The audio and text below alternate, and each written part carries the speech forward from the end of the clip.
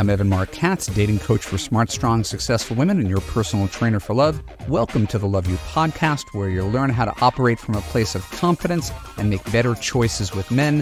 When we're done, I'll let you know how you could apply to Love You to create a passionate relationship that makes you feel safe, heard, and understood. Hey, this is Evan Marc Katz, dating coach for smart, strong, successful women and your personal trainer for love.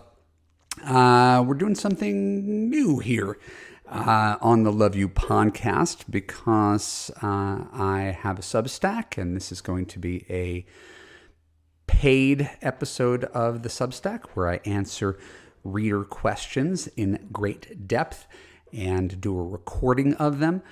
So this is something new that we're doing. If it seems experimental, it's because it is experimental. I would encourage you to stick with it. If you are not a reader, I think the audio will work for you, even if I'm not going to be in the business of trying to do women's voices when I take questions from women. If you enjoy this podcast, because it is the Love You podcast, even if it's behind the Lovesplaining paywall, go to Love You podcast on Apple or Spotify. Give us a 5-star review or whatever stars you want to give. Tell a friend. And if you have questions that you want answered in future podcast episodes, go to evanmarckatz.com/questions, and you could submit your questions there. And who knows, maybe I'll answer your question in depth and hopefully make a difference in your life. Let's begin. So, I got a question from a woman. This is not someone who is a client. That these are all going to be real questions from real women presented to you with only light editing for grammar and clarity. And the question is a long question, so strap yourself in. I hope you have nowhere to go, but it is a very important question, which is why I'm excited to tackle it first. Dear Evan, everyone thinks I am 32 or 33, but I've just turned 40. I'm very far from successful like your Love You clients, which is why I never applied. But I look great and I'm fit, smart, very romantic and generous. I could say without a doubt that I am a feminine energy type of woman.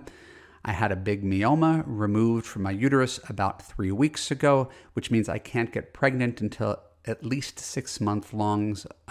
Internal healing is complete. I've never been married and have no children. How am I supposed to do all the things that you so correctly teach? How am I supposed to let go of the outcome and never worry about reading the last page of the book? How am I supposed to relax, let the man make his mind up about me at his own pace, and wait 2.5 or 3 years before I decide to marry someone? How at my age and wanting a family? You always say your wife was 37 or 38 when you met her, and that her age was a problem for you at the beginning as you wanted 2 kids. Her age made you think twice, rush things a bit, and propose when you were not 100% sure yet. It worked out wonderfully for you guys, but where does that leave me? I'm 40. Why would a man who wants a family choose to speed up way more than you did, a process that he does not need to hurry at all? If you felt this way about her age, what would a man feel after finding out that I'm 40? It would come up in conversation at some point, and if I did online dating, this family-seeking man wouldn't even ask me out to begin with, as I wouldn't want to lie that I'm 35. How am I supposed to feel optimistic if, after realizing I'm way older than I look, men who want kids will see me as a bag of fruit about to go bad?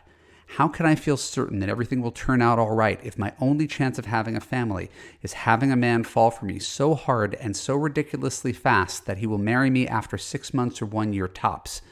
I'm not saying that I find this totally impossible or that I'm not someone who could bring that up in a man. Far from it. But it is such agony to think that this is the only way I can have a family. It's like depending on a lottery prize to be able to retire, or needing to score a goal in the last minute of a World Cup match in order to save your team from being sent home early. How can I grow and sustain this cool girl who doesn't worry about outcomes attitude in this context? I'm seriously thinking of putting children out of my equation, not because I don't want a family anymore, but because right now at least I feel that this subject will only make me feel anxious or plain depressed and hopeless, and that definitely will not attract anything or anyone good to my life. What do you think? What is your take on this? My situation is such a painful and scary place to be, and I'm sure I'm not the only one. Lots of love, and thank you so much for everything you do, Anna. Dear Anna, I usually edit for brevity, but I thought sharing your entire story was necessary to give you a greater sense of hope and peace. Let's start with the reality of your situation and work backward from there. You're 40 years old. That means, absent egg freezing and IVF, you have about a 5% chance of getting pregnant naturally with each cycle. Those are long odds, even with a husband. As you noted in your email, my wife had kids at 41 and 42 without fertility treatments, so it's obviously possible for you to do so as well. The difference is that we started trying when she was 39, and before getting pregnant, she went through 2 chemical pregnancies, 2 miscarriages, a fibroid surgery, and 2 exploratory trips to fertility labs, which is to say we were both fertile and lucky. Alas, you can't control your age or fertility, but you can, to some degree, make your own luck. That's what I want to focus on today. My therapist recently taught me a term, post-traumatic growth. It's about resilience, which comes in the form of optimism, gratitude, and the ability to shift to a different interpretation of the same events. It's not about lamenting that you're 40 and want to fall in love, get married, and start a family. It's about what you're going to do now. It's about what you can control since, according to my therapist, all trauma is about a lack of control. So let's give you a better sense of control, Anna. Number 1, you can embrace the idea that there's no value in looking backward about what you did wrong to get here. The only focus is on what you're going to do now. Number 2, you could express gratitude for what you do have: youthful good looks, intelligence, and generous spirit, among many other things, not to mention really good writing skills. Number 3, you can develop an action plan and outlook that will be the most empowering and effective in getting you to your goal. Despite what you're feeling right now, it's not going to be anxiety, scarcity, and paralysis. There is a realistic path forward. What does that path look like? In my opinion, it's about embracing reality while simultaneously doing everything in your power to fight it. Will most 35 to 40-year-old men who want kids choose a 40-year-old woman online? No, for the very reason you suggested. Most guys want to date for a couple of years before making any huge life decisions. Timing is everything when it comes to dating, and if you're on different timelines, it's true that a lot of these men will be automatically ruled out. But this doesn't mean all is lost, because there are always exceptions to such rules. You can meet a man in real life who falls for you so much that he throws his arbitrary online search criteria out the window. This is exactly what I did. You can meet a man online who isn't as attuned to your fertility and is open to pursuing this avenue with you.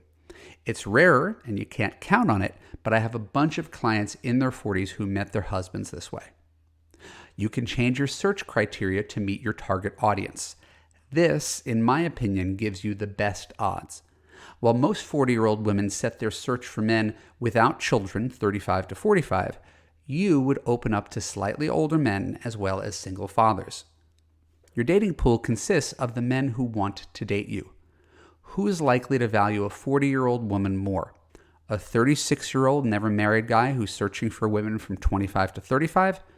Or a divorced dad between 45 and 50 who has a 6-year-old girl but would love to have a second chance at being a husband and a father?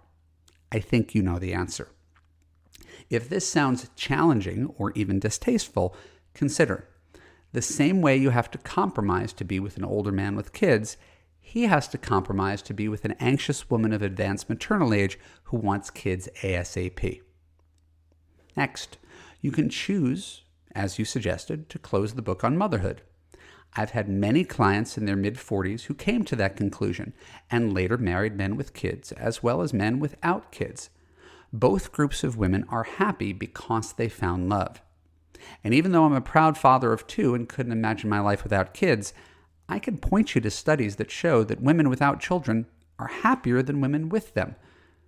By illustrating these options, I hope it's clear that the only thing I'm pushing is for you to put love first. Not that I judge women who freeze their eggs, find sperm donors, make embryos, or choose to be single mothers, which I think is the hardest job in the world. It's that when you find a man you love who is on the same page as you, regardless of whether he's 40 or 50 or childless, together you can create a family. It's not all up to you. You can do IVF. You could explore surrogacy. You can adopt. You can be a stepmom. You can find contentment in an infinite number of ways, but you're doing it all with a guy by your side. If you want to learn how to date from a place of confidence and abundance, despite your very rational concerns about aging and fertility, I invite you to apply to Love You. I promise, Anna, you can be proactive in love and also be cool with the men you're dating. I would love to add more to that. I would love to freelance and kind of spitball some more ideas on top of that. It's the kind of thing that I'm more likely to be able to do when I'm doing live coaching, which is another thing that you're going to be able to get with this Substack subscription, is access to coaching calls that I do with subscribers, where we will be able to go back and forth and have more of a dialogue than just me answering questions. But I like the ability to take the time to write down my thoughts one week and then spitball ideas with readers the following week. And we're going to go with that cadence until I discover that you really like one more than the other.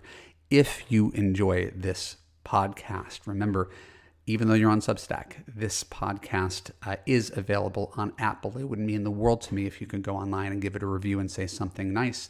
Tell a friend about the Substack called Lovesplaining. Tell a friend about the Love You podcast, which is generally free apart from these paywalled episodes.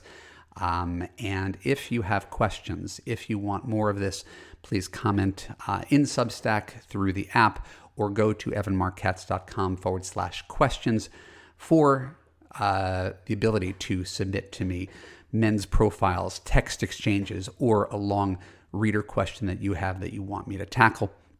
And finally, if you are sincere about wanting to make big changes in your life and you're not just content with the status quo, you can apply to Love You. Just go to evanmarckatz.com/apply.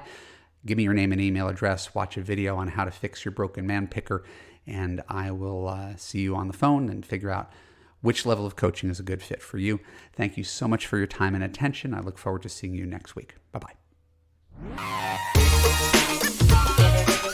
My name is Evan Marc Katz. Thanks for tuning into the Love You podcast. For more episodes like this on YouTube, click the subscribe button, ring the bell, and choose all to get notified when new content comes out.